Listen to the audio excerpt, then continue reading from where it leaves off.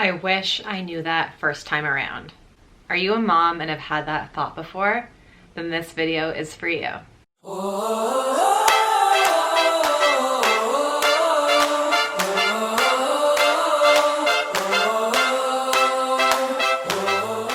Hey guys, it's Marley from Kale and Crunches and welcome back to my channel.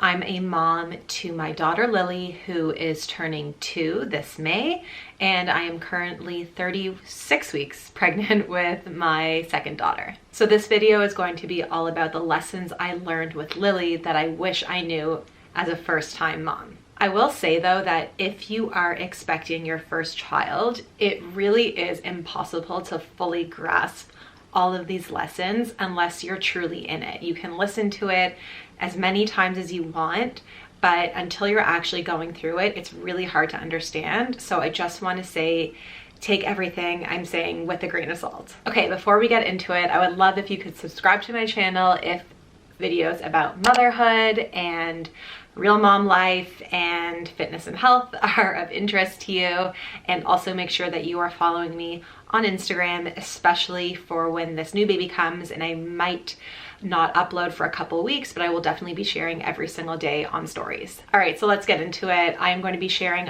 5 lessons that I wish I knew as a first-time mom. Lesson number 1, the newborn stage goes by so fast. When you're in it, those first 3 to 4 months of the newborn stage can feel extremely long and never ending. And it's so common to not be able to see the light at the end of the tunnel. But I think if we've all learned anything this year, it's that no matter what situation you're in, time will go by anyway. I mean, like, we're already almost at a year of the pandemic. Now, I'm not comparing having a baby to a global health crisis, but what I mean is that a newborn definitely comes with some really difficult challenges. No matter who you are, what your birthing experience is like, how much help you have, having a newborn is hard. But like I said, I promise it goes by so fast. You're gonna look back and be like, how do I already have a 6-month-old? So soak it all in, enjoy the cuddles, enjoy the smells, just try and enjoy as much of the newborn experience as possible because it does not last. Lesson number 2, do what works for you. Some people breastfeed, some people co-sleep, some people get on a schedule right away. There are literally a million different ways to parent, but you have to parent in a way that works for you, even if your best friend or your sister is doing it differently. From the moment you give birth, you are in charge. You are the boss of yourself and your baby. Actually, no, the baby really is the boss, but you get what I mean. As an example, I personally really didn't want to be on a schedule right from the beginning. I was breastfeeding and I wanted to feed on demand. I wanted to co-sleep. I wanted to nap the baby on demand, be out and about and on the go. And I had some best friends who were at the same phase as me, but were doing like the 12-hour by 12 weeks book, and they were measuring ounces and they were bottle feeding, and that's what worked for them. For me, I couldn't be on a schedule. For them, to help their anxiety, they needed to be on a schedule. So it just goes to show that there's no right or wrong way to parent, and we were still best friends at the end of everything. And you really can do it yourself. Be the boss and make sure that you are just doing what works for you and not doing what works for somebody else. Your babies are completely different. You guys are completely different. So you really just have to parent in your own way. Lesson number 3, everything is a phase. That includes the good and the bad. Baby cluster feeding from 5 p.m. to 7 p.m. every single night, a phase. Baby having a crazy witching hour every single night, a phase. Baby sleeping peacefully and restfully every single night, a phase. There will be phase after phase after phase after phase, and it all just has to do with your baby developing. So the lesson here is it's really important not to get hung up on every single routine. That first night that your baby sleeps through the night, you are going to try and recreate every single thing you did, from the pajamas you were wearing to the time of night that you brushed your teeth, trying to control the situation. And I am definitely guilty of this. I share a ton of blog posts about Lily's routine, but at the end of the day, it's always changing. There's always something. So try not to get too hung up on the nitty-gritty of the schedule and the routine, because it's just a phase and you're gonna have to change it again. So you kind of just have to learn to adapt and be flexible. Also, this is something that's really hard to grasp when you're in the thick of it, especially those hard newborn stages.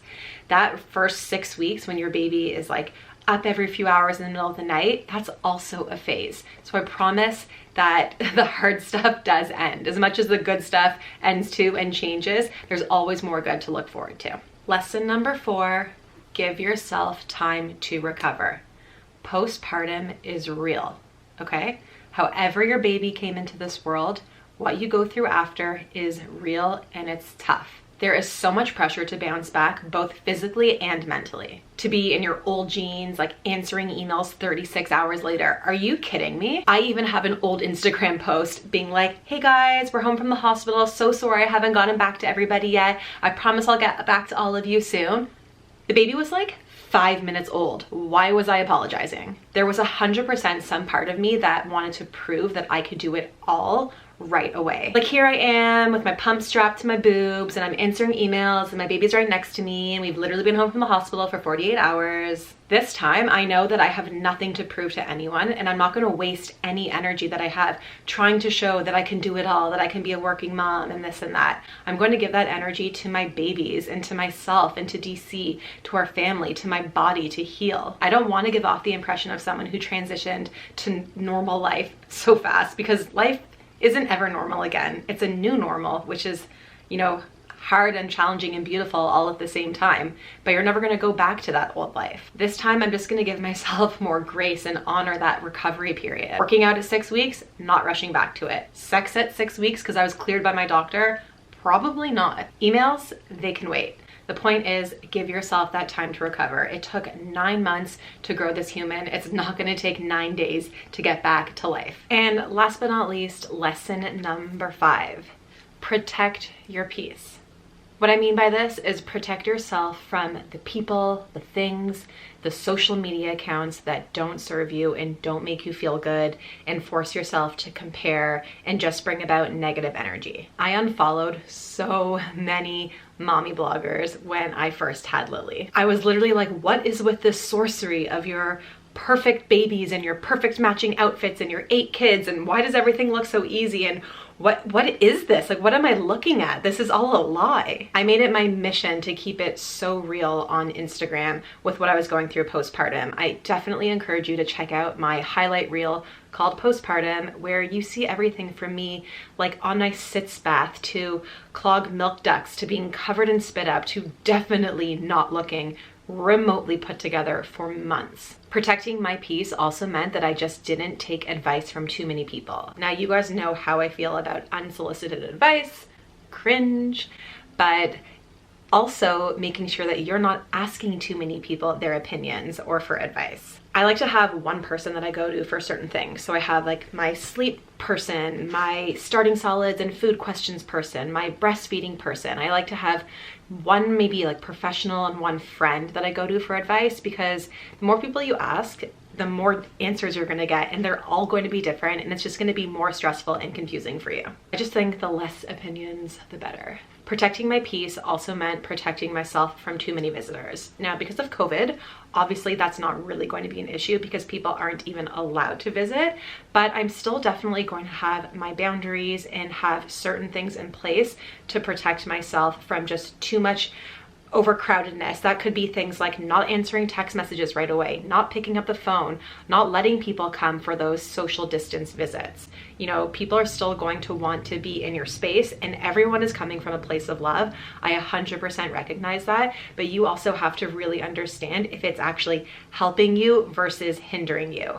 For me, visitors were hindering me. There's this one photo I have of like 20 people in my hospital room, literally like 2 hours after Lily was born. The timestamp on the photo is 8:30 a.m. and there is just like a swarm of people around me in my hospital bed. Obviously not going to happen because of COVID, but just that is a perfect example of something that would never happen again, COVID or not. There's also another photo I have in my phone with a timestamp of 4 p.m. It's the day we got home from the hospital. I'm pretty sure we got home around like 10 or 11 a.m. and one of DC's friends is holding Lily, and I'm like, how did I allow this to happen? What are you doing in my house? And I love his friends to death, and they're the most amazing, like, fake uncles to Lily and everything like that. But like, why is there a photo of a guy holding Lily in my house literally hours after we got home from the hospital? I would just never allow that to happen again. So even with COVID, I am setting very clear boundaries this time. So I know that was a lot of talking and a lot of lessons, a lot of info and personal stories being thrown at you. So I'll do a really quick recap of the 5 lessons that I want to pass on to you and onto myself as a soon-to-be second-time mom. Number 1, the newborn stage goes by so fast. Number 2, do what works for you. Number 3, everything is a phase. Number 4, give yourself time to recover. And number 5, protect your peace. I really hope that this video resonates, you find it helpful. Maybe even a few weeks after your baby's born, you can come back and watch this video again, just to give yourself those reminders when you really feel like you're stuck, you feel like you're struggling, you feel like you can't see the light at the end of the tunnel. I promise things get better. Everything is a phase, as I said.